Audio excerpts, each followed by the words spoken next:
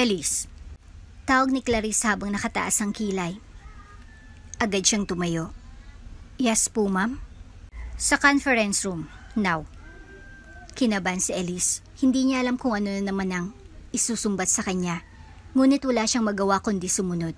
Pagpasok niya ng conference room, nandun na si Clarice. Nakatayo, may hawak na folder. At si Simon, nakaupo, kampanting-kampante na para bang alam niya nang panalo siya. Anong kasalanan ko po? Mahina niyang tanong. Hindi siya sinagot ni Clarice. Sa halip, maras nitong isinarang pinto. Ang kapal ng mukha mo. Bungad nito. Papasok-pasok ka pa rito na parang walang nangyari. Nagkalat ka pa ng video mo, Elise. Tapos sa akto ka pang mabait. Ikaw ang kahiyan ng departamento na ito. Ma'am, nanginginig ang boses niya pero hindi pa rin niya naituloy. Bigla siyang sinampal ni Clarice.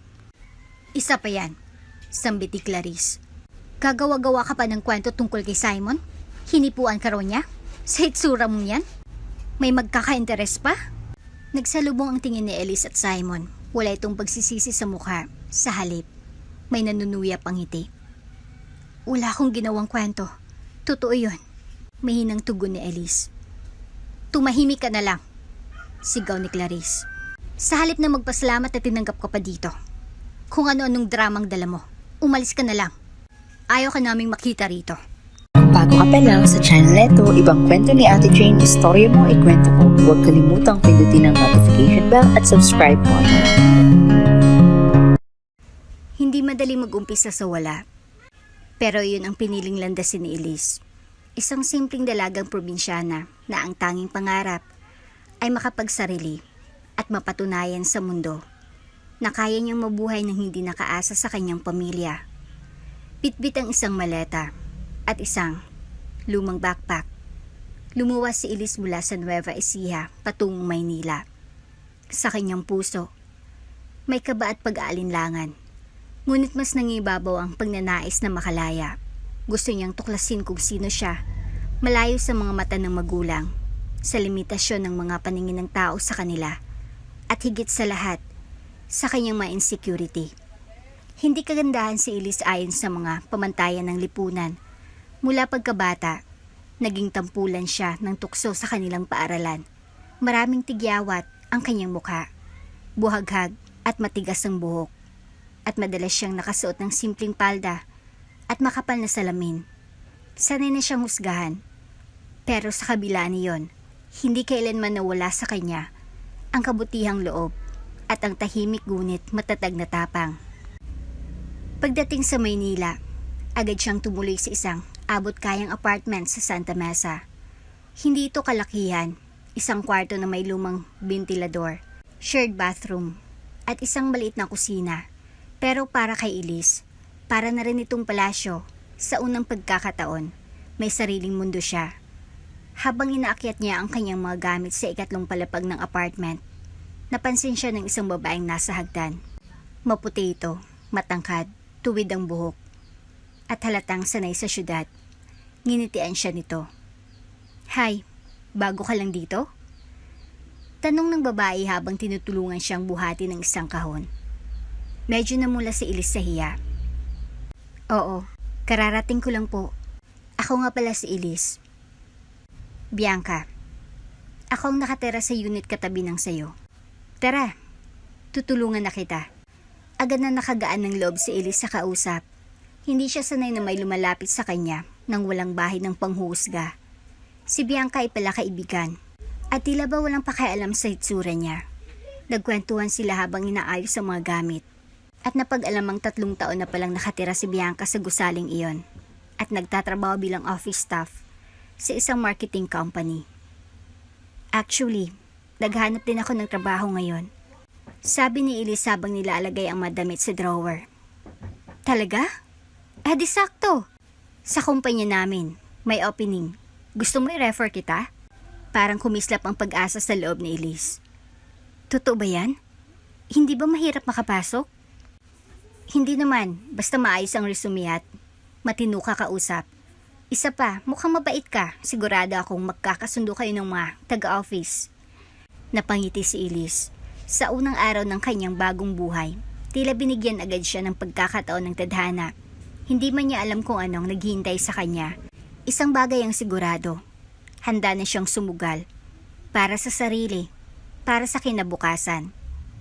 Kinagabihan, habang nakaupo siya sa kama at pinagmamasdan ng kasami sa kanyang maliit na kwarto, napabuntong hininga siya. Simula na ito. Mahina niyang sambit. Kahit anong mangyari, lalaban ako. Maagang nagising si Elise kinabukasan. Hindi pa man sumisikat ang araw. Naganda na siya ng simpleng almusal, isang tasa ng instant coffee at pandesal na may palamang margarina. Tahimik ang paligid at sa kauna-unahang pagkakataon, naramdaman niyang pagmamayari niya ang araw. Habang kumakain siya sa maliit na lamesa, kumatok si Bianca sa kanyang pinto. Good morning! Masiglang bati nito. Ready ka na ba? Napatingin si Elise sa kanyang lumang wristwatch. Ha? Saan? Sa office. Diba sabi mo kahapon naghahanap ka ng trabaho? May sinabi akong opening sa amin, remember? Aayusin natin resume mo ngayon. Then bukas, ipapasok na kita sa HR. Kaya mo yan. Napatayo si Elise sa pagkakaupo. Hindi siya sanay na may taong nag-aasikaso sa kanya. Noon, kahit ang simpleng pagtanong ng kumusta ka, ay bihira niyang marinig mula sa ibang tao. Salamat talaga, Bianca. Mahina niyang sabi. Parang hindi ako makapaniwala na may taong katulad mo na ganito kabait. Hoy, hindi ako mabait. Choosy lang ako sa kinakaibigan. Pabirong sagot ni Bianca habang pumasok sa kwarto ni Elise. Tara, ayusin na natin to. Sa loob ng 2 oras, tinulungan ni Bianca si Elise ayusin ang kanyang resume. Mula sa layout hanggang sa mga salitang gagamitin. Tinuruan din niya ito kung paano sumagot sa mga interview questions. Anong strongest trait mo? Tanong ni Bianca, para itong nagpa-practice ng job interview. Hardworking po? Ay nako, wag puro hardworking. Lahat ng tao sinasabi yan. Hanap ka ng iba. Sabihin mo, resourceful ka, quick learner, o adaptable. Mas catchy. Tawa sila ng tawa. Para silang matagal ng magkaibigan. Sa bawat sandaling lumilipas, lalong napapalapit si Elise kay Bianca. Sa isip niya, parang binigay ng tadhanang babae para iparamdam sa kanyang hindi siya nag-iisa. Makalipas ang 2 araw, nakatanggap si Elise ng tawag mula sa HR ng kumpanya kung saan nagtatrabaho si Bianca. Dynamic Creatives, isang marketing firm na may higit 100 na empleyado. Inanyayahan siyang dumaan sa final interview. OMG girl! Final interview agad? Dapat i-celebrate natin yan. Sigaw ni Bianca sa hallway ng apartment. Ano bang klaseng celebrate? Natatawang tanong ni Elise, sabay pigil ng tawa. Hindi naman ako sanay sa mga ganun. Doon ka nagkakamali. Sabat ni Bianca. Minsan lang to, Elise. Hindi naman kita isasama sa club. Rooftop lang tayo. Alak, chips, kwentuhan. Gusto mo ba? Nag-aalangan man. Pumayag si Elise. Sa isip niya, marahil ito nang simula ng pagbabago ng kanyang buhay. Dati, kahit sa simpleng inuman, hindi siya iniimbitahan. Pero ngayon, naroon siya. Nakaupo sa lamesa sa rooftop ng apartment. May hawak na baso ng malamig na alak. Habang nakikinig sa maingay pero masayang kwento ni Bianca. Ikaw, Elise, may jowa ka na ba? Tanong ni Bianca habang kinakagat ang chips. Napailing si Elise. Halatang nahihiya. Walang may gusto sa akin. Hindi naman ako, alam mo na. Bakit? Anong problema sa'yo? Sa mukha ko, sa balat ko, halos lahat. Kaya ako lumayo para makalimot. Para hanapin kung sino ba talaga ako. Tumahimik si Bianca. Maya-maya, tinapik niya si Elise sa balikat. Girl, hindi yan ang magdi-define sa'yo. Hindi itsura ang basihan ng halaga mo. Tingnan mo ako. Oo, marami akong kaibigan. Oo, confident ako. Pero may mga insecurities din ako, no? Lahat tayo meron. Ang importante, huwag mong hayaang kontrolin ka ng takot mo. Bago pa makasagot si Elise, may biglang umakyat sa rooftop. Isang lalaking may dalang sinampay, tahimik, seryoso, at halos hindi pansinin ang dalawang babae. "Uy, Caleb!" Tawag ni Bianca. "Halika dito!" Tumingin lang ang lalaki at tumango. Hindi ito lumapit, pero sapat na iyon para mapansin ni Elise ang kakaibang presensya ng lalaki. Parang may lalim, parang may bigat sa mga mata. "Ka-department ko yan," bulong ni Bianca. "Seryoso yan pero mabait. Laging andito sa rooftop pag day off." Tahimik lang si Elise, pero sa di maipaliwanag na dahilan, habang tinitingnan niya si Caleb mula sa malayo, parang may bahagi ng puso niyang gumaan. At sa gabing yon, habang tahimik na nagsasampay si Caleb, si Elise ay tahimik lang na nakikinig kay Bianca. Nagsimula ang isang bagong kabanata. Hindi lang ng trabaho, kundi ng pagkakaibigan at marahil isang hindi inaasahang koneksyon. Maaga pa lang ay gising na si Elise. Hindi niya maintindihan kung kinakabahan ba siya o excited. Paulit-ulit niyang tinitingnan ang simpleng outfit na pinili niya. Isang brown na palda na lagpas tuhod at isang checkered na polo. Pinilit niyang ayusin ang buhok na buhaghag at naglagay ng kaunting pulbo sa mukha. Kahit na hindi natatakpan ng makeup ang mga tigyawat sa kanyang pisngi at noo, hindi niya ito alintana. Ang mahalaga sa kanya, nagsisimula ng pangarap niyang makatayo sa sariling paa. Habang hinihintay niya sa labas ng apartment si Caleb para makasabay, iniisip niya pa rin ang mga bilin sa kanya ni Bianca. "Basta confident ka lang, okay? Kahit anong sabihin ng ibang tao, huwag kang patitinag. You're there to work, not to please everyone." Ilang minuto pa ay bumaba na si Caleb mula sa itaas. Tahimik ito ngunit tinanguan siya at tinanong, "Sabay na tayo?" Ngumiti si Elise. "Salamat ha, medyo kinakabahan ako." "Normal lang yan," sagot ni Caleb habang binubuksan ang gate. "Basta gawin mo lang ang trabaho mo, huwag kang masyadong makinig sa paligid."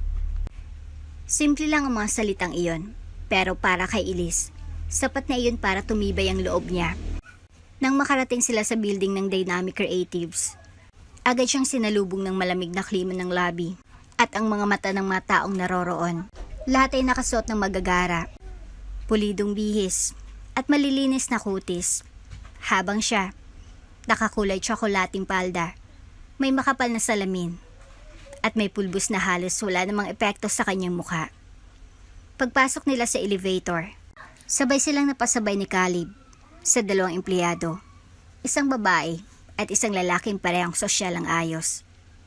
"OMG, girl. Another weirdo sa umagang ito." Bulong ng babaeng si Cheska, pero sapat ang lakas ng boses para marinig ni Elise. "Balita ko nag-a-apply siya. Nasa final interview na raw. Huwag sanang mapunta sa department natin. Nakakairita yung itsura eh." Sagot ng lalaking si Ronnie, habang pasimpleng sinipat si Elise mula ulo hanggang paa. Pinilit ni Elise na hindi magpakita ng emosyon. Tumingin lang siya sa sahig. Nagbilang ng segundo hanggang sa bumukas ang pinto ng elevator. Mabilis siyang lumabas, habang naririnig pa ang huling biro ni Ronnie. Probinsya ng ignorante sa syudad. Sa hallway, nagtanong siya kung saan ang opisina ni Mrs. Salazar, ang manager na mag-i-interview sa kanya. Ngunit ang mga empleyadong nadaanan niya ay tila umiiwas, nagmamadaling lumakad na parang wala silang narinig. Pakiramdam ni Elise ay isa siyang estranghera sa sariling kumpanya. Buti na lang, sa di inaasahang pagkakataon, nasalubong niya si Caleb. "Buti na lang andito ka," sabi ni Elise, bahagyang hiningal sa paglalakad. "Hindi ko alam kung nasan yung office ni Mrs. Salazar." "Third floor, left side pagkalabas ng elevator. Tapos diretso hanggang dulo." Turo ni Caleb. "Good luck." "Salamat." Mahinang tugon ni Elise. Pagdating niya sa harap ng pintuan ng opisina, tumigil siya saglit. Malalim ang buntong hininga niya. Pinakiramdaman niya ang mabilis na tibok ng puso. Sa likod ng pintuang iyon, alam niyang babasahan ng tingin ang bawat bahagi ng pagkatao niya, mula ulo hanggang paa, mula resume hanggang personalidad. Kumatok siya. Sa pagbukas ng pinto, bumungad sa kanya si Mrs. Salazar. Isang babaeng nasa late 50s, naka-blazer, nakasalamin, at halatang hindi masaya sa pagkakagambala sa kanya. Ano ginagawa mo dyan? Halika na, pumasok ka. Ako pa bang lalapit? Sarkastikong bungad ng ginang. Biglang nanginig ang tuhod ni Elise. Naupo siya sa upuan sa tapat ng desk.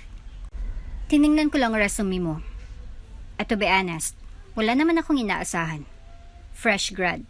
Walang karanasan. At mukhang, well, let's just say, unpolished ka. Patuloy ni Mrs. Salazar habang binubuklat ang papel. Pinakagat labi ni Elise. Gusto niyang maiyak, pero hindi siya nagpadaig. Ma'am, hindi man po ako perpekto, pero masipag po ako, marunong makisama, at handang matuto.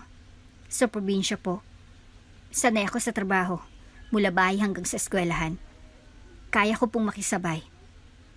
Tiningnan siya ni Mrs. Salazar mula ulo hanggang paa. Tumangway ito, at binitawan ng isang ngising hindi maipinta.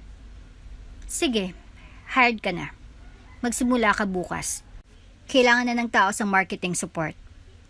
Napatingin si Elise. Parang hindi makapaniwala sa narinig. Hired po ako? Bingi ka ba? Oo na. Bago pa ako mag-bore yung sa presence mo. Paglabas niya ng opisina, agad siyang gumilid sa hallway at nilabas ang cellphone. Nag-text siya kay Bianca. Hired na ako. Mabilis ang reply. Yes, dapat i-celebrate ulit yan. Woohoo! Ngunit kahit may tuwa sa kanyang puso, may kakaibang pakiramdam si Elise habang pababa siya sa elevator. Mula sa malamig na interview hanggang sa mga titig ng mga empleyado. Alam niya hindi magiging madali ang trabaho niya sa kumpanyang ito. Ngunit kagaya ng pinangako niya sa sarili, hindi siya sumuko sa Nueva Ecija at lalong hindi siya susuko dito sa Maynila. Unang araw ni Elise sa opisina. Sa kabila ng kaba at kawalang kumpiyansa, maaga siyang dumating. Nakaayos ang kanyang lumang ngunit malinis na uniforme. Dala-dala ang bagong notebook at ballpen. Kaya't hindi sanay, pinilit niyang ngumiti sa receptionist. Good morning po. Mahina niyang bate. Tiningnan lang siya ng babae at saka tumingin muli sa computer. Walang sagot. Walang ngiti. Dumiretso si Elise sa department na itinalaga sa kanya. Marketing support team. Pagpasok pa lang niya, agad siyang binalot ng malamig na hangin ng pag-iwas. Isa-isa niyang nilapitan ang mga mesa, nakangiti, ngunit halos walang tumugon. Ang mga tingin sa kanya ay parang titig sa isang basang-basahan. Ilang minuto pa lang siyang nakaupo sa isang bakanting cubicle. May lumapit na sa kanyang babae. Maputi, tuwid ang buhok, at may pulang nail polish. Sa kanyang ID, nakasulat, Clarice, team leader. Bago ka no? Malamig ang tinig nito, sabay upo sa gilid ng mesa. Anong pangalan mo? Elise po. Elise, okay. I-encode mo tong mga ito. Sabay abot ng makapal na folder na parang encyclopedia sa laki. Lahat iyan dapat tapos bago mag 3 p.m. Napanganga si Elise.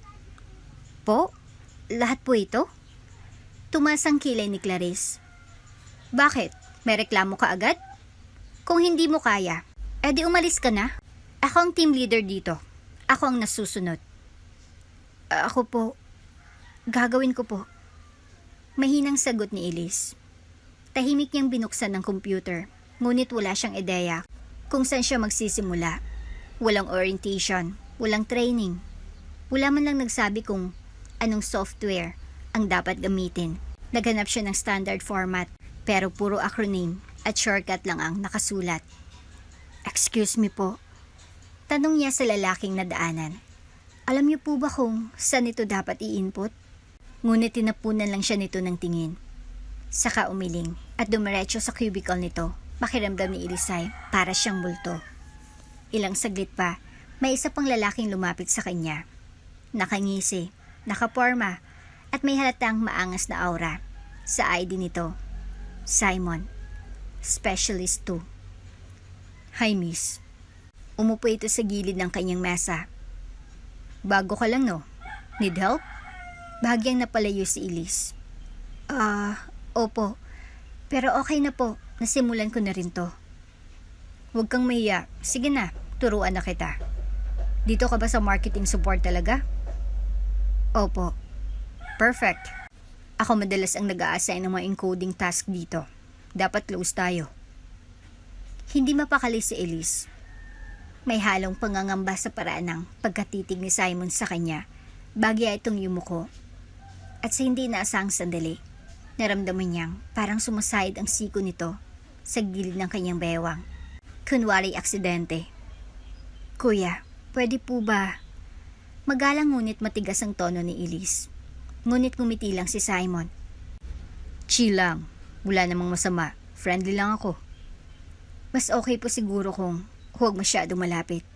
Matigas na sagot ni Elise. Ang sungit naman agad. Wala pa ngang 1 week dito eh. Natatawang sabi ni Simon habang tumayo, pero halatang napahiya. Hindi pa man nakakabawi si Elise. Lumapit na si TL Clarice. Ano yan ha? Anong nangyayari dito? Wala po ma'am. Tinatanong lang po ako ni Kuya Simon. Sagot ni Elise. Simon? Tulungan mo na lang yan para di na tayo matagalan. At ikaw? Sabay tingin kay Elise. Bawas-bawasan mo ang pa-angel na image. Hindi bagay sa'yo. Tumalikod si Clarice at iniwan silang dalawa. Hindi na napigilan ni Elise ang pamumuo ng luha sa kanyang mata.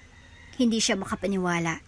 Ilang oras pa lang mula nang formal na siyang magsimula sa trabaho. Pero pakiramdam niya ay nilubog agad siya sa isang mundo ng panlalait at pangmamaliit. Sa loob ng kanyang cubicle, pinunasan niya ang luha at paulit-ulit na sinabi sa sarili, nandito ako para magtrabaho. Hindi ako narito para palugurin sila. Hindi ako papatol. Hindi ako susuko. Ngunit sa bawat pindot ng kanyang daliri sa keyboard, ramdam niyang bigat sa kanyang dibdib. Muli niyang pinilit tapusin ang trabaho. Lumipas ang oras na parang taon. At habang palim na pinagmamasdan siya ng mga katrabaho niyang halatang sanay sa panghusga, si Elisay unti-unting natutong magtimpi dahil alam niyang sa mundong puno ng inggit at kasamaan, ang pagpapakumbaba ang unang anyo ng tunay na lakas. Matapos ang napakabigat na unang araw sa opisina, halos hindi makabangon kinabukasan si Elise. Masakit ang katawan niya, lalo ng mga daliri sa kakatype. Pero mas masakit ang dibdib niya, dala ng tahasang pambubuli at pananahimik ng lahat habang siya'y pinagtatawanan at pinagsasamantalahan. Tahimik siyang kumain ng instant noodles sa maliit nilang kusina nang biglang dumating si Bianca. Bitbit ang 2 plastic bag, may beer at isang supot ng chips. Girl, tara sa rooftop. Nag-celebrate tayo nung na-final interview ka. Ngayon naman, magdi-distress tayo. I know you need it. Wika ni Bianca sabay upo sa tapat ni Elise. Napatingin si Elise sa kanya. Hindi naman ako sanay uminom. Chill lang. 1 or 2 lang. Basta't makalimot ka sa stress. Okay na yon. Napabuntong hininga si Elise. Sa totoo lang, gusto niyang sumama. Kailangan niya ng kahit anong pwedeng makapagpapakalma sa kanya. Kaya't ilang saglit pa nasa rooftop na ulit sila, kagaya noong gabi bago ang interview. Malamig ang simoy ng hangin. At sa sulok ng rooftop ay may 2 upuang kahoy na pwenestuhan nila. Tahimik silang umupo habang pinagmamasdan ang ilaw ng syudad. Alam mo ba, nung una kitang nakita, akala ko hindi tayo magkakasundo. Biglang sabi ni Bianca habang nagbubukas ng beer. Ha? Bakit naman? Takang tanong ni Elise. Kasi ang tahimik mo. Parang ang dami mong iniisip. Parang takot kang makisama. Napangiti si Elise, pero may bahid ng lungkot ang kanyang mga mata. Siguro dahil nga sanay akong walang kaibigan. Biglang bumukas ang pinto ng rooftop. May sumampa. Isang lalaking may dala ng sinampay at mukhang kagagaling lang sa laundry. Si Caleb. Oy, Caleb!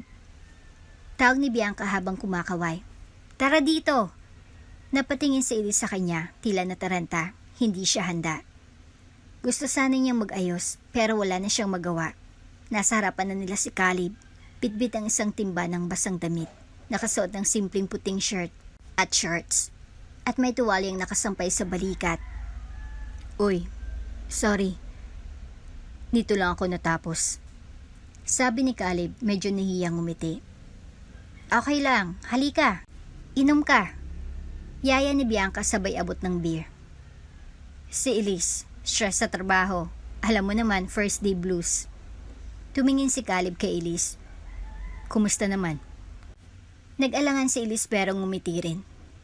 Medyo nakakapanibago pero okay lang. Yung okay lang mo, parang may lungkot. Sabi ni Caleb, diretso at walang paligoy-ligoy. Napatawa si Bianca. Yan si Caleb, hindi marunong mag-sugarcoat. Pero totoo naman, kaya nga tayo nandito, para mawala yung lungkot. Habang lumalalim ang gabi, lumalim din ang kwentuhan nila. Si Bianca, as usual, maingay at masigla. Si Caleb, tahimik pero kapag nagsalita, may laman. At si Elise, nakikinig, tumatawa, paminsan-minsan. At sa wakas, nakaramdam ng gaan sa dibdib. Alam mo, Elise? Biglang sabi ni Caleb habang nakatingin sa city lights. Hindi mo kailangang maging perpekto para respetuhin ka. Natigilan si Elise. Sinasabi mo lang ba yan? Kasi alam mong binabastos ako. Hindi lang dahil doon, kasi nakikita ko sa'yo. Pinipilit mong maging invisible. Pero kahit anong gawin mo, mapapansin ka pa rin. So might as well, ipakita mo kung sino ka talaga. Hindi nakaimik si Elise, pero sa loob niya, may gumaan. Parang may kumakalabit sa puso niya. Alam mo, Caleb? Sagot ni Bianca habang inabot ang huling beer.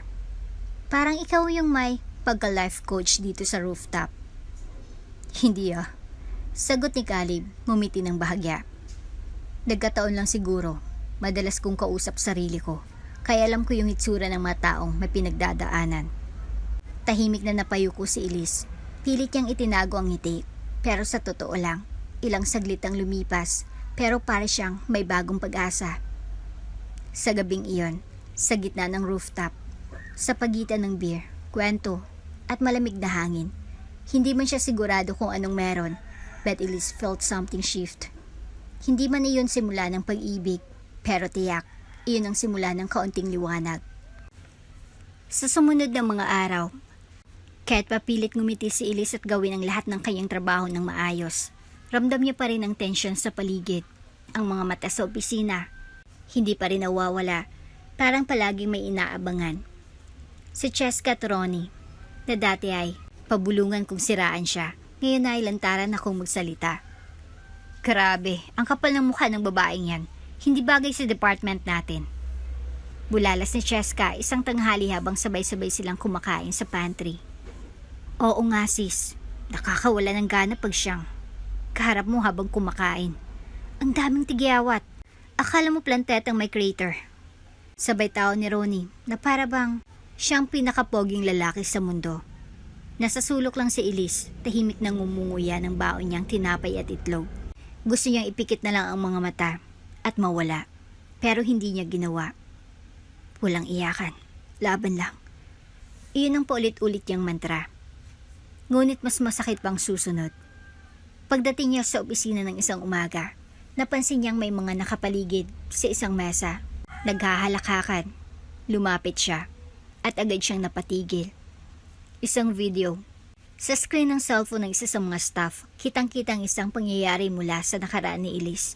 Isang video ng high school niya, kung saan isa siyang biktima ng bullying. Basang-basa siya ng spaghetti. Tinapunan pa ng basura habang umiiyak sa loob ng classroom. At sa likod ng kamera, naririnig ang hagikika ng mga kaklase. Hala, siya yan di ba?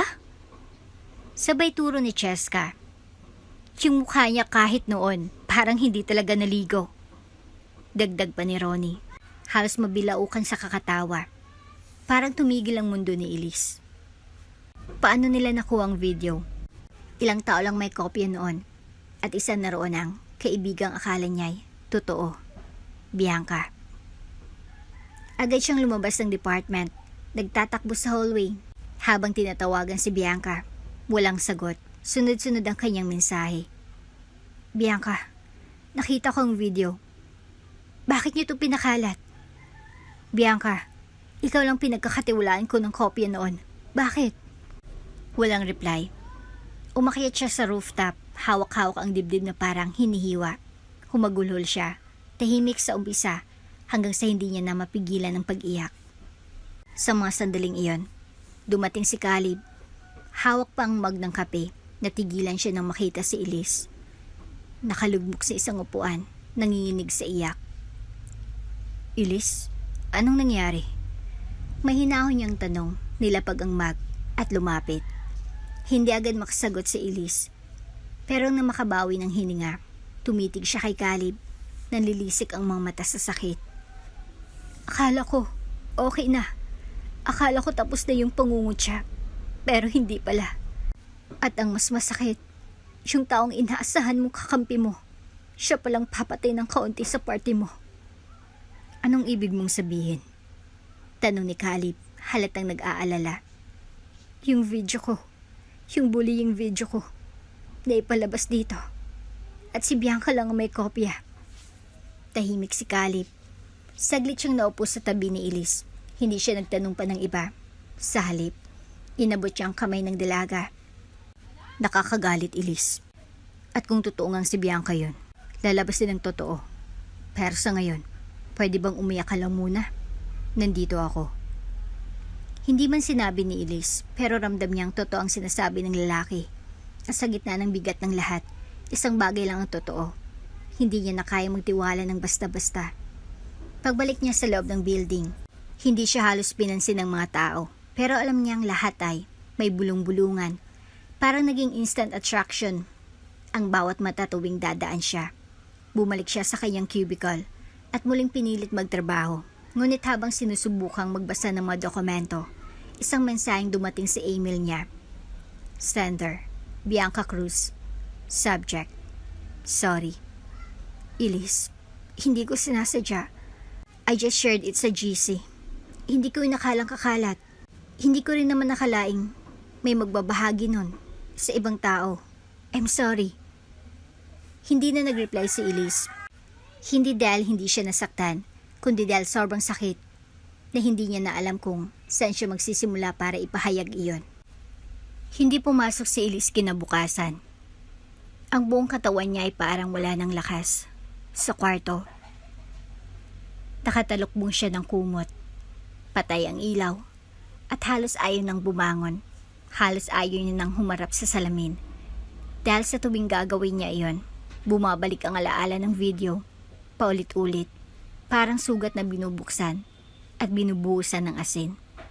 Walang reply si Bianca sa huling mensahe niya. At kahit gusto pa niyang magtanong ng bakit, parang wala nang saysay. Ilang araw lang ang lumipas. Balik opisina si Elise. Hindi dahil gusto niya, kundi dahil kailangan. Bayaran na ng renta, kailangang mabuhay. Pagpasok niya ng opisina, ramdam niyang iba ang hangin. Mas malamig, mas tahimik. Pero hindi dahil wala ng pansin, kundi dahil mas masinsina ng bulungan. Wala siyang naririnig na diretsong insulto. Ngunit damang-dama niya ang paghusga sa bawat mata. Ang mga ngiting pilit na itinatago ngunit halatang may laman. Nasa kalagitnaan siya ng pag-i-encode nang dumating si TL Clarice. Elise, tawag nito habang nakataas ang kilay. Agad siyang tumayo. Yes po, ma'am. Sa conference room. Now. Kinabahan si Elise. Hindi niya alam kung ano na naman ang isusumbat sa kanya. Ngunit wala siyang magawa kundi sumunod. Pagpasok niya ng conference room, nandoon na si Clarice, nakatayo, may hawak na folder. At si Simon, nakaupo, kampanting-kampante na para bang alam niya nang panalo siya. Anong kasalanan ko po? Mahina niyang tanong. Hindi siya sinagot agad ni Clarice. Sa halip, maras nitong isinara ang pinto. Ang kapal ng mukha mo. Bungad nito. Papasok-pasok ka rito na parang walang nangyari? Nagkalat ka ng video mo, Elise. Tapos aakto ka parang mabait. Ikaw ang kahiyan ng departamento na to. Ma'am. Nanginginig ang boses niya, pero hindi pa man niya naituloy. Bigla siyang sinampal ni Clarice. Tumahimik ang mundo ni Elise. Parang nawala ang lahat ng tunog, maliban sa pintig ng kanyang puso na para bang pinipigan ng matinding sakit at hiya. Isa pa yan, sambit ni Clarice. Kagawa-gawa ka pa ng kwento tungkol kay Simon? Hinipuan ka raw niya? Ang hitsura mong yan? May magkaka-interes pa? Nagsalubong ang tingin ni Elise at Simon. Wala itong pagsisisi sa mukha. Sa halip, may nanunuya pang ngiti. Wala akong ginawang kwento. Totoo yun. Mahinang tugon ni Elise. Tumahimik ka na lang, sigaw ni Clarice. Sa halip na magpasalamat na tinanggap ka pa dito. Kung ano-anong dramang dala mo, umalis ka na lang. Ayaw ka na naming makita rito. Parang biglang lumubog ang sahig. Lumakad palabas si Elise, nanginginig. Pero hindi siya makaiyak. Wala nang luhang lumalabas, tulad ng kanyang damdamin. Tuyot na rin ang mga iyon. Sa hallway, nakasalubong niya si Caleb. Kita nito agad ang pamumutla at lungkot sa kanyang mga mata. Elise, tawag niya. Anong nangyari? Pero hindi siya sumagot. Nagpatuloy siya sa paglalakad, dumiretso sa kanyang mesa, pinulot ang kanyang bag at notebook at tumayo. Habang palabas ng opisina, walang isa mang katrabahong ang lumapit sa kanya. Lahat sila nagkunwaring abala, pero ramdam niyang pinagmamasdan siya. Paglabas niya ng building, inhinto niya ang kanyang paglalakad at saka napahawak sa kanyang dibdib. Huminga siya ng malalim. Sa wakas, lumuha na siya. At doon, sa ilalim ng malupit na araw, sa harap ng gusaling minsang pinangarap niyang maging tahanan ng kanyang tagumpay, naramdaman niya ang pinakamalalim na pagbagsak sa kanyang buhay. Hindi niya alam kung saan pupunta. Ang alam lang niya, hindi siya pwedeng manatili sa lugar kung saan siya ginulpi ng kahihiyan at panlalait. At sa likod ng lahat ng ito, ang pinakamasakit ay ang katotohanang iniwan siya ng mga akala niyang kakampi. Mabigat ang bawat hakbang ni Clarice habang binabaybay ang daan pauwi ng probinsya. Habang nasa bus, tahimik lang siyang nakatingin sa bintana. Pinagmamasdan ang mga bukirin, ang malalayang bundok, at ang asul na kalangitan. Tila ba isa itong tahimik na paalaala na may ibang mundo sa labas ng sakit at manghuhusga. Pagbaba niya sa terminal, agad siyang sinalubong ng malamig na simoy ng hangin at ang amoy ng lupa pagkatapos ng ambon. At sa mismong gate ng kanilang tahanan, naroon si Aling Marites, ang kanilang kasambahay mula pagkabata. Elise! Sigaw nito, sabay takbo papalapit. Anak, anong nangyari sa'yo? Hindi na nakasagot si Elise. Mabilis siyang niyakap ni Aling Marites. At sa yakap na iyon, doon bumagsak ang lahat ng pinipigilan niyang luha. Nasaktan pa ako, Nay.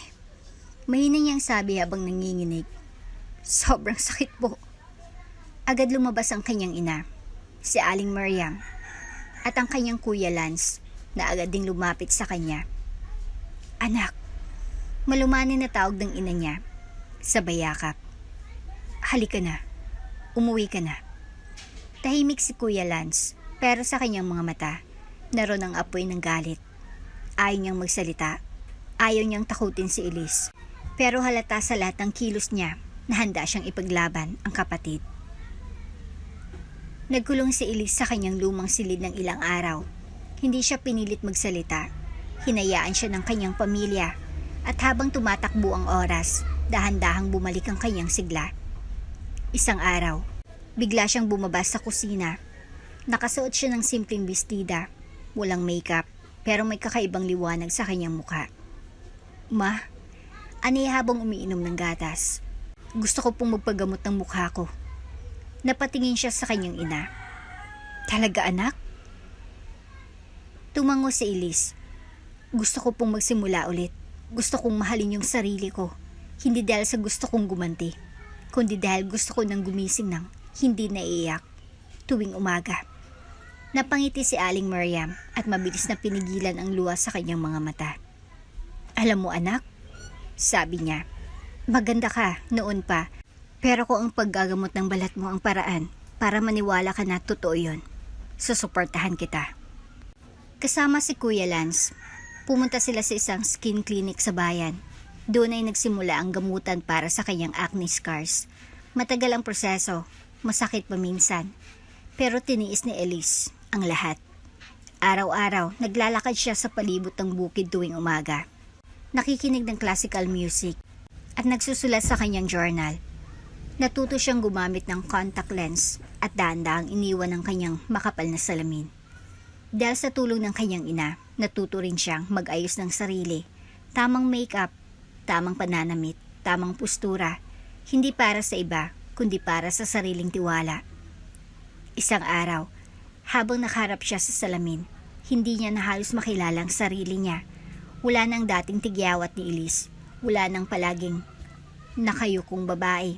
At sa kanyang harapan ay isang babaeng may maamong mukha, malinis ang kutis, at may mga matang matatag. Hindi na ako ang Elise na hinamak nila. Bulong niya sa sarili. Ako ng Elise na ipinaglaban ko. Habang magkaharap sila ng kanyang ina sa balkonahe, biglang nagsalita si Elise. Ma, ani habang nakatingin sa palayan. Babalik ako sa Maynila. Nagulat si Aling Miriam. Sigurado ka ba, anak? Tumango si Elise. Opo, ma. Hindi para gumanti. Babalik ako para ipaglaban ang karapat-dapat para sa akin. Gusto kong tumayo sa harap nila. Nataas ang noo. Gusto kong ipakita na kahit ilang beses nila akong gapiin, hindi nila ako kayang durugin. Mula sa loob ng bahay, lumabas si Kuya Lance. May dalang malamig na juice. Kung babalik ka, sasama ako. Mariing sabi nito. Ngunit kumiti lang si Elise. Hindi, kuya. Ako lang. Kasi laban ko to. At gusto kong ako mismong magpatunay na kaya kong lumaban. Na kaya kong mahalin ang sarili ko kahit mag-isa. 6:00 ng umaga. Nakatayo si Elise sa terminal ng bus.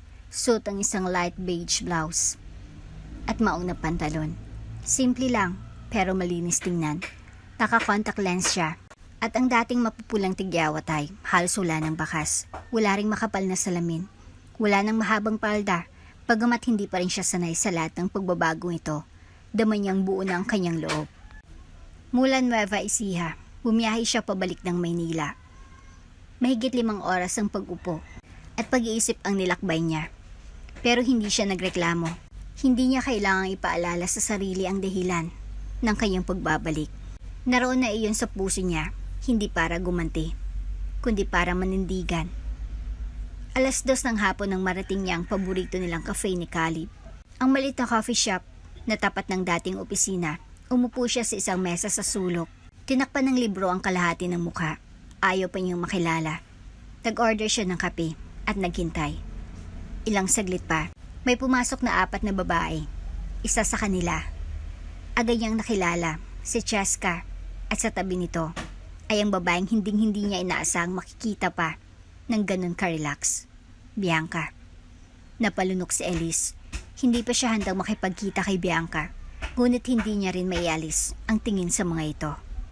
Habang nagkakapi ang 4, medyo malakas ang boses ni Cheska. Kaya nga sabi ko, hindi mo dapat pakialaman yung video. Ayun, ikaw rin ang napagbintangan, girl. Tumawang isa. Ay grabe. Yun yung video ni... Anong pangalan nun? Yung Tigyawat Queen? Sabay tawa ang 4, pero mas lalong bumigat ang dibdib ni Elise nang marinig niyang sinabi ni Bianca, habang halatang hindi alam na may nakikinig sa kanila. Guys, okay lang yun. Kung hindi ko naman sinend yun sa GC natin, wala namang magpapasa-pasa nun, diba? At saka, sorry na nga eh. Hindi ko naman alam na magiging big deal. Traitor. Mahina ngunit puno ng kirot, nabulong ni Elise sa sarili. Napatigil siya sa pag-inom ng kape, nanlamig ang kanyang mga kamay, pero hindi siya umalis. Gusto niya pang marinig ang lahat. Gusto niyang maramdaman ng kabuuan ng katotohanan, kahit masakit. Nagpatuloy ang usapan ng 4, tila walang pagsisisi. Ang dating ate-atehang si Bianca, ngayon ay halakhakang puhunan kapalit ng pagkawasak ng isang kaibigan. Dahan-dahang tumayo si Elise, tahimik siyang lumabas ng cafe. Hindi siya pinansin ng sinuman. Sa likod ng kanyang ngiti, naroon ang pinipigilang pag-iyak. Ang dami niya nang tinanggap. Pero ito, ang katotohanang itinuri niyang kakampi, ay siya pang salarin. Ito ang pinakamasakit. Pumunta siya sa pinakamalapit na hotel. Hindi niya kinayang bigat ng emosyon. Kaya nag-check-in siya roon. Sa loob ng kwarto, naupo siya sa gilid ng kama. Hawak-hawak ang cellphone. May draft message siyang matagal nang nakasulat para kay Caleb, pero hindi niya iyon maipadala. Caleb, andito na ako. Bumalik ako para harapin sila, pero mas masakit pala kapag galing sa taong minahal mo. Ang saksak sa likod. Burado, type ulit, burado na naman. Humiga siya, yakap ang sarili. Inalala niya ang mga sandaling akala niya'y may totoong pagkakaibigan, lalo na kay Bianca. Nagabing umiiyak siya sa rooftop. Ang akala niya'y genuine na tulong nito. Yun pala, ito rin ang nagpakawala ng impyerno. Kinabukasan, alas 7 pa lang ng umaga, bumangon na siya. Tinarnuhan niya ang kanyang white silk blouse ng black slacks at naglagay ng manipis na makeup. Hindi para itago ang mukha, kundi para i-celebrate ang bagong siya. Tumayo siya sa harap ng salamin at marahan niyang sinuklay ang kanyang buhok. Handa na ako. Mahina niyang sabi, ngunit buo ang boses. Ngayon ay hindi na siya si Elise na dating kinukutya. Hindi na siya si Elise na tinatakasan ng problema. Siya na si Elise na babalik, hindi para gumanti, kundi para manindigan sa sarili niyang halaga. Maaga pa lang ay, puno na ng tensyon ng buong opisina. May darating daw na bagong brand model na makipag-collaborate sa kumpanya para sa isang high-profile luxury campaign. Ayon kay Mrs. Salazar, ang marketing director, magiging turning point daw ito para sa reputation ng kumpanya sa social media. Kaya todo ayos ang mga empleyado, nakaporma lang lahat, nakangiti kahit pilit. At kahit ang supladang si Clarice, ang team leader, ay biglang naging matamis ang ngiti. Pero walang ideya kung sino ang darating. Ang sabi lang, isang magandang babae, klase, at eleganteng magsalita. Walang nakakaalam na sa mismong araw na iyon, babalik ang dating tigyawat queen ng opisina, si Elise. Eksaktong alas 10 ng umaga, bumukas ang elevator. Tumigil ang mga usapan. Lahat ng mata ay napako sa isang babaeng pumasok. Nakasuot siya ng white satin top, high-waisted beige trousers, at may bitbit na Hermes style bag. At naka-heels, diretsong tindig. Hawak niya ang kanyang kumpiyansa, at ang bawat hakbang niya ay parang nilulunod ang mga insecurities ng iba. Hindi nila siya agad nakilala. Pero si Caleb, na nakatayo sa dulo ng hallway, ay tila natigilan. Saglit siyang napatayo. Pinipilit alalahanin kung saan niya nakita ang babaeng ito. Lalong humigpit ang hawak niya sa hawak-hawak na files. Lumingon ang babae at ngumiti. Elise? Mahina niyang bulong. Nagkatinginan sila. Isang sandali ng katahimikan sa gitna ng ingay ng mundo. Pero hindi lumapit si Elise. Sa halip, tumuloy siya sa reception at dumiretso sa conference room kung saan naghihintay si Mrs. Salazar. Sa loob ng conference room, naroon na sina Mrs. Salazar, Cheska, Ronnie, TL Clarice, at Bianca. Lahat naghihintay ng bagong collaborator ng kumpanya. Pagpasok ni Elise, lahat ay napatayo, pero walang kumikibo. Tahimik ang buong silid. Si Mrs. Salazar ang unang nagsalita. Pilit ang ngiti. Miss, I believe you're the guest brand model from Crown Lux. Si Elise na may kakaibang lamig ang tinig ay tumango. Yes, I'm Elise. Elise Isidro. Napakunot doon si Mrs. Salazar. Isidro? Sa sulok ng silid, biglang napalunok si Clarice. Dahan-dahang lumapit si Elise sa gitna ng conference table. Inilapag ang kanyang tablet na naglalaman ng presentation. Bago niya sinimulan ng business talk, napatingin siya kay Clarice, kay Bianca, kay Cheska, kay Ronnie. At sa huli, tumigil ang kanyang tingin kay Simon na kararating lang. At doon, sa harap ng lahat, inisa-isa niya ang mga ginagawa ng bawat isa sa kanya. Before we begin, panimula niya. Gusto ko lang pong linawin na bago po ako naging brand model, ako muna si Elise, ang dating niyong empleyado. Nagkaguluhan ng lahat. Si Clarice, napasandal sa upuan, hindi makapagsalita. Si Cheska at Ronnie, nagkatinginan, sabay na palunok. At si Bianca, hindi makatingin ng diretso, halatang nanghihina. Akala niyo hindi ko na kayo harapin? Pagpapatuloy ni Elise. Pero heto ako ngayon. At hindi ako bumalik para magbakaawa. Bumalik ako para magsalita. Elise, sabat ni Mrs. Salazar. Wala naman tayong kailangang. Pero pinutol ito ni Elise. No, hindi po kayo ang target ko. Pero may karapatan po ako magsalita. Lahat kayo rito. Ginawang biro ang pagkatao ko. Pinagtulungan, hinusgahan, nilait, ininsulto. Hindi dahil sa trabaho ko, kundi sa itsura ko. Tumahimik ang buong silid. Si T.L. Clarice, sinampal ako sa conference room. Si Simon, minolest siya ako. Si Cheska at Ronnie, araw-araw akong ginagawang katatawanan. At si Bianca. Lumingon siya sa dating kaibigan. Ikaw ang taong pinagkatiwalaan ko. Ikaw ang inaasahan kong kakampi. Pero ikaw palang dahilan kung bakit kumalat ang video ko. Ang pinakamasakit sa lahat. Napaiyak si Bianca. Elise, sorry. Hindi ko. Hindi mo inisip. Putol ni Elise. At yun ang problema sa inyo. Gagawin yung biro ang trauma ng iba. Basta makakuha lang ng pansin. Pero hindi na ngayon. Hindi na ako yung Elise na tinapaktapakan nyo. Anong gulo to? Sabay-sabay silang lumingon sa bumukas na pinto. Pumasok si Mr. Isidro, ang CEO ng kumpanya, at ama ni Elise. Kasama ang kanyang anak na panganay, si Lance. Papa, minang ngunit matatag ang titig ni Elise. Tinitigan ni Mr. Isidro ang buong silid, saka nagsalita. Ito ang anak ko, Elise Isidro. Dati siyang empleyado rito. At sa sarili niyang desisyon, hindi niya ipinaalam kung sino siya. Pero sa lahat ng ginawa niyo sa kanya, wala kayong karapatang tawanan ng anak ko. Tumayo si Lance at hinarap si Simon. Simon, bastos ka. At dahil dyan, hindi lang suspensyon ang harapin mo. Kaso ng sexual harassment. Sinuntok siya ni Lance. Bumagsak si Simon sa sahig. Wala ni isang pumigil. Inilatag ni Mr. Isidro ang utos. Isang buwang suspension para kina Clarice, Cheska, Ronnie at Bianca. Si Simon ay ipinakulong at si Elise. Siya nang magiging bagong project head ng upcoming campaign bilang creative consultant. Pero sa halip na magdiwang, nanatiling kalmado si Elise. Hindi ako bumalik para maghiganti. Aniya, bumalik ako para ipakita sa inyo na kahit ilang ulit yung yurakan ng isang tao, may araw din natatayo siya. At titingala kayong lahat.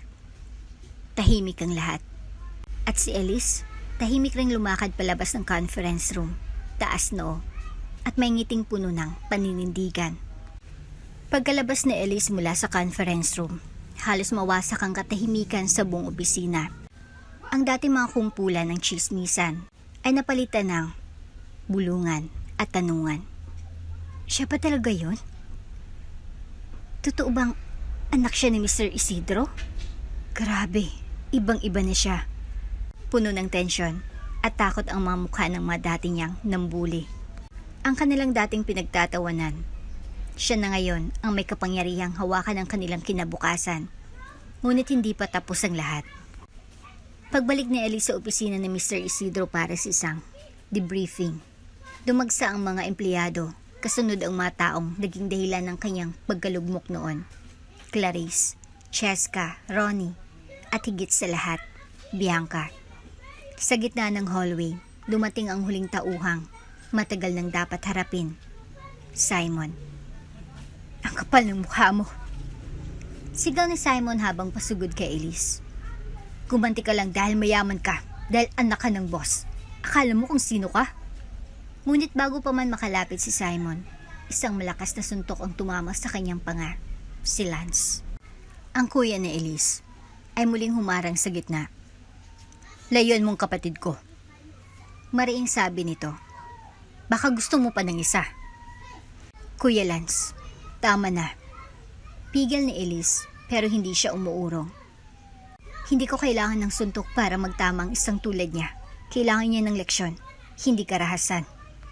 Halos hindi makapaniwalang matauhan ng kumpanya sa sigla at tapang ni Elise. Wala nang Elise na umiiyak, wala nang Elise na nanginginig. Ang nasa harap nila ngayon ay isang babaeng puno ng dignidad. Isang reyna sa kanyang pagbabalik. Sa harap ng lahat, Hinarap ni Elise ang mga empleyado. Sa mga nagtatanong kung sino ako, narito ang sagot. Panimula niya. Ako si Elise Isidro, anak ni Mr. Alfonso Isidro. CEO ng kumpanyang ito, pero higit sa lahat, ako ang Elise na minsang inapi, nilait, pinagtawanan, at pinababa. Nagkatinginan ng mga empleyado, litong-lito, habang si Bianca ay nanatiling nakayoko, namumugto ang mga mata. Nanginginig ang kamay. Bakit hindi mo sinabi? Tanong ni Clarice, nanginginig ang tinig. Dahil hindi ko kailangan gamitin ng apelyido ang pagkatao ko para lang igalang niyo ako. Sagot ni Elise, buo ang loob. Gusto kong maranasan ang totoong buhay. Gusto kong subukan kung paano maging ordinaryong empleyado. Pero sa loob ng ilang buwan, nakita kong pinakamarumi sa kultura ng kumpanyang ito. Tumahimik ang lahat. At sa katahimikan, lumapit si Elise kay Bianca. Bianca. Malumanay niyang tawag. Lumingon si Bianca, ngunit hindi makatingin ng diretso. Elise, hindi ko intensyon. Hindi ko akalaing. Lalala, hindi ko. Tama na. Sabat ni Elise. Alam mo kung anong masakit? Hindi yung nilait nila ako, kundi yun sa lahat ng tao. Ikaw pa. Ikaw pa yung tinuring kong kakampi. Ate, kaibigan. Pero ikaw rin palang nagtulak sa akin sa bangin. Humagulhol si Bianca. Sorry. Sobrang sorry. Hindi ako naging totoo. Nasapawan kita at nagsalos ako. Kahit wala naman dapat pagselosan. May dahilan ng sakit, Bianca. Sagot ni Elise. Pero hindi ito lisensya. Para sirain ang dignidad ng ibang tao. Pumasok muli si Mr. Isidro, kasunod ang HR head ng kumpanya. Simula ngayon, ang lahat ng sangkot sa panlilibak, harassment at pagbubuli ay masususpindi ng 1 buwan. Si Simon ay tatanggalin at kakasuhan. Sir, please, huwag niyo akong ipakulong. Pagmamakaawa ni Simon habang hawak ang kanyang sugatang pisngi. Ngunit si Mr. Isidro ay matatag. Ang pananakit at pambabastos ay may kapalit. Hindi ko papayagan na sa kumpanya ko ay may nasasaktan at ginagawang biro ang dignidad ng iba. Sa huling pagkakataon, humarap si Elise sa buong opisina. Hindi ko kayo sinumbatan para gumanti. Ginawa ko ito para baguhin ang kultura na sa lugar na ito. Hindi lahat ng hindi maganda sa paningin niyo ay wala ng halaga. Hindi lahat ng tahimik ay mahina. At hindi lahat ng pangit ay walang silbi. Napalunok ang ilan, ang iba'y tahimik na umiyak. Ang mga dating nambuli, ngayon ay napapalibutan ng kahiyan at pagsisisi. Si Elise, sa kabilang banda, ay tila isang bagong nilalang. Buo, matatag, at handang harapin ang bagong yugto ng kanyang buhay. 1 linggo matapos ang revelasyon ni Elise, tahimik pero mabigat pa rin ang atmosfera sa loob ng kumpanya. Hindi na gaya ng dati ang opisina. Wala nang maingay na tawanan ni na Cheska at Ronnie. Wala na si TL Clarice na parating nagsisigaw. At si Simon, tuluyan ng tinanggal at sinampahan ng kaso. Ang mga natirang empleyado, bagamat hindi direktang sangkot, ay tila binura na rin ang dating sigla. Sa bawat sulok ng opisina, naroon ang katahimikan ng pagninilay. Si Elise, sa kabila ng kanyang tagumpay, ay may dalang tanong sa puso. Kaya ko ba silang patawarin? Lunes ng umaga, tinawag ni Mr. Isidro ang lahat ng empleyado sa main hall. Nandoon na rin si Elise, nakatayo sa harap, simple ngunit elegante ang suot. Isang puting blouse at itim na slacks. Wala na siyang intensyong magpakitang gilas. At ang nais niya lang ay magsalita, magsara ng sugat. Bago tayo magpatuloy sa panibagong kabanata ng kumpanyang ito. Panimula ni Mr. Isidro. Nais ko munang bigyan ng pagkakataon ng anak kong si Elise upang magsalita. Hindi bilang anak ko, kundi bilang isang dating empleyado na may matinding karanasan sa loob ng lugar na ito. Tahimik ang lahat at ang dating maingay at mayabang ngayon ay tahimik na nakikinig. Humakbang si Elise sa gitna ng entablado. Huminga siya ng malalim at nagsimula. Maraming nagtatanong, kung bakit pa ako bumalik. Bakit hindi ko na lang kinalimutan ang lahat? Bakit hindi ko na lang binalikan ang mga taong nanakit sa akin? Naglakad-lakad siya sa harap. Tinutukan ang mga mata ng bawat isa. Ang sagot ay simple. Dahil kailangan may magbago. Kailangan ng boses. Kailangan ng aksyon. Tumingin siya sa kaliwa, kung saan nakaupo sina Cheska at Ronnie. Parehong tahimik, nakayuko, at halatang puno ng hiya. Sa likuran nila, nakatayo si Clarice. Nawala na sa kanyang dating posisyon, hindi siya sumali sa mga sulyap. Bagkus ay nakatitig lamang sa sahig. At sa gitna ng lahat ay si Bianca, nakatayo, nanginginig ang katawan, pilit na lumalaban sa emosyon. Alam kong hindi lahat ng sugat kayang hilumin agad. Pagpapatuloy ni Elise. At hindi rin lahat ng kasalanan kaya kong patawarin ng ganun-ganun lang. Tila huminto ang oras. Ngunit ngumiti siya kahit may kirot. Pero sinubukan ko at araw-araw sinusubukan ko pa rin. Tumulo ang luha sa mga mata ni Bianca. Hinawakan niya ang dibdib niya. At sa gitna ng pananahimik, narinig ng lahat ang kanyang bulong. Maraming salamat. Hindi ako bumalik para gumanti. Ani Elise, bumalik ako para patunayan na kahit gaano kababang tingin ninyo sa isang tao, kaya niyang tumayo, magbago, at magtagumpay. At kung ako ang magiging simbolo niyan, sana matuto kayong lahat. Hindi lang para sa akin, kundi para sa bawat Elise sa loob ng kumpanya na natatakot magsalita, na tahimik lang na umiiyak sa comfort room, na hindi ninyo binibigyang halaga. Palakpakan, babagal, ngunit totoo. Lahat ng mata ay nakatuon sa kanya, hindi dahil sa itsura niya, kundi dahil sa tunay na lakas ng kanyang puso. Pagkatapos ng programa, nilapitan siya ni Bianca. Elise, nangingilid ang luha dito. Hindi ako maghihingi ng kapatawaran. Hindi ba ako karapat-dapat? Pero gusto kong sabihin sa'yo, hindi ko na maulit ang pagkakamaling yun. At kahit kailan, hindi ko inaasahan na babalik ka o papatawarin mo ko. Tahimik lang si Elise. Tinitigan niya si Bianca. Ang dating kaibigan, dating ate, at dating traitor. Hindi pa ngayon, Bianca. Mahina niyang tugon. Pero marahil, balang araw. Tumango si Bianca. Hindi siya umalis. Nanatili lang siya roon. Sapagkat kahit walang buong kapatawaran, ang pagtanggap ni Elise sa presensya niya ay isa ng simula ng pagbabayat at paghilom. Habang papalabas na si Elise sa building, sumabay sa kanya si Caleb. Tahimik ito, pero may kakaibang kislap sa mga mata. Hindi mo ako kinakausap nung una kang bumalik. Ani Caleb, medyo may tampo sa tinig. Napangiti si Elise. Hindi pa ako handa noon. At ngayon? Tumingin siya sa lalaki. Kailangan ko pa rin kaunting panahon. Pero kung handa ka, gusto ko sana magkausap tayo muli.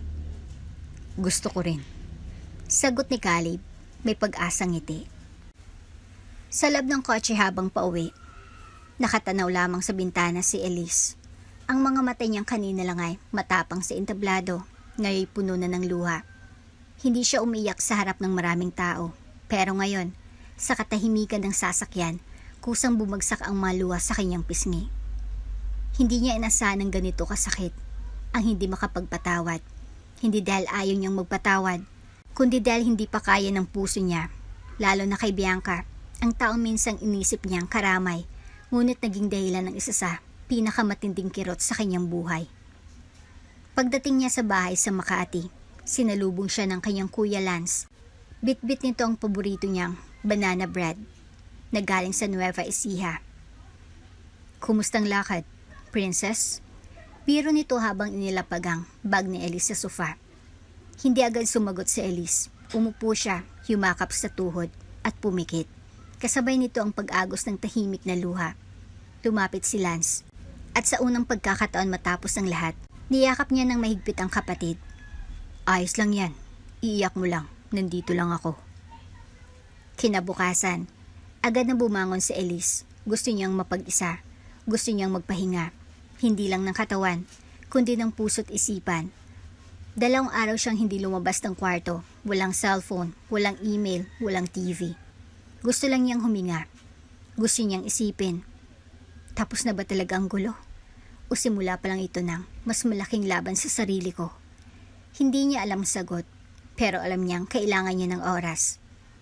Sa 3 araw, bumisita si Mr. Isidro, hindi bilang CEO, kundi bilang ama. Nak, malumanay niyang sabi, hindi kita pipilitin bumalik agad. Alam ko hindi madaling patawarin ang masugat, pero gusto kong malaman mo. Proud ako sa'yo, hindi dahil sa ginawa mo sa kumpanya, kundi dahil hindi ka nagpatalo. Napangiti si Elise sa wakas. Salamat po, Papa. Kailangan ko pa po ng ilang araw. Hindi pa po ako buo. Tama lang yan. Maghilom ka muna. Kapag handa ka na, saka mo sila harapin muli. Habang nakahiga sa kama, tinitigan ni Elise ang lumang Polaroid photo na kuha noong bagong lipat pa siya sa Maynila. Nandun sila ni Bianca. Parehong nakangiti. Isang ngiti na ngayon ay mahirap ng balikan. May kumurot sa puso niya. Maari bang maging kaibigan muli ang isang taong minsang sumira sa iyo? Hindi niya alam ang sagot. Pero sa dulo, nasambit niya. Siguro, hindi pa ngayon. Pero, baka bukas. Sa mga sumunod na araw, lumalabas na siya muli. Hindi pa para harapin ang lahat, kundi para kilalanin ang sarili. Nag-walking siya sa park, nagbasa ng libro sa cafe, at minsang napapansin ng mga tao. Hindi dahil sa itsura, kundi dahil sa aura niya, may halong hinahon at tapang. Sa gitna ng kanyang pananahimik, doon niya mas nakilala ang sariling si Elise. Hindi na siya yung dating tahimik lang at nagpaparaya. Hindi na rin siya yung rebelding gustong gumanti. Siya na ngayon si Elise na marunong pumili ng laban, marunong pakinggan ng damdamin, at higit sa lahat, marunong maghintay ng tamang panahon. Bago matapos ang gabi, tumunog ang kanyang cellphone. Caller ID, Caleb. Hindi pa niya inaasahang tatawag itong muli, ngunit may kakaibang kabog sa dibdib niya. Dahan-dahan niyang sinagot. Hello? Elise. Mahinang tinig ni Caleb. Pwede ba kitang makita? Sandaling katahimikan, napatingin siya sa bintana kung saan kita ang buwan. Bukas, kape tayo. At sa unang pagkakataon, sa loob ng maraming linggo, ngumiti si Elise. Maliwanag ang umaga nang humakbang palabas ng bahay si Elise.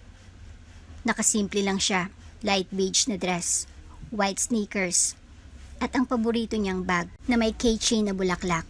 Pero higit sa lahat, bitbit niya ang bagong lakas, bagong direksyon, at bagong paninindigan. Hindi na siya pupunta sa opisina para magtrabaho. Hindi rin siya pupunta para magpakitang gilas. Pupunta siya para magpasalamat. Sa harap ng pamilyar na cafe na minsan na rin niyang tinambayan, nandun si Caleb nakaupo sa labas. May dalang 2 kape at isang paper bag ng banana Q. Hindi ako sigurado kung paborito mo pa rin ito. Bati ni Caleb, sabay abot ng paper bag. Hindi yan nawawala sa puso ko. Natatawang sagot ni Elise habang umuupo. Ilang segundo silang tahimik pero hindi awkward, kundi puno ng unspoken understanding. Wala nang relasyon sa kanila noon, pero nilang alam na sa mga katahimikan ng buhay, sila na naging kanlungan ng isa't isa.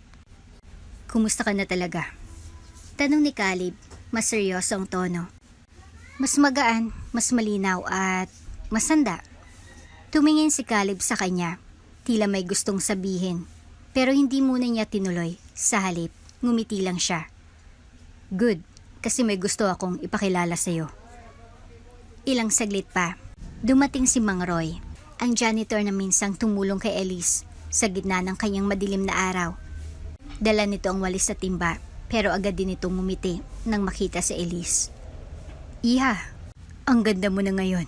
Mas gumanda ka pa, kasi mas magaan ang loob mo. Ani Mang Roy, sabay kurot sa pisngi niya. Napatawa si Elise.